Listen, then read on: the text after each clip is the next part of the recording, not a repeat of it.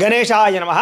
త్రినాథస్వామినే నమో నమః. అయితే కార్తీక మాసంలో కానీ, మార్గశిర మాసంలో కానీ, వైశాఖ మాసంలో కానీ ఖచ్చితంగా ప్రతి ఇంట్లోనూ కూడా త్రినాథ వ్రతము లేదా త్రినాథ మేళ ఖచ్చితంగా చేసుకుంటారు. ఎందుకంటే ఇంట్లో ఉండేటటువంటి దరిద్రాలన్నీ పోగొట్టి సకలైశ్వర్యాల్ని కురిపిస్తారు త్రినాథుల వారు. అందుచేత ప్రతి ఒక్కరు కూడా ఇంట్లో ఈ త్రినాథ వ్రతం చేసుకోవడం చాలా శ్రేష్టం.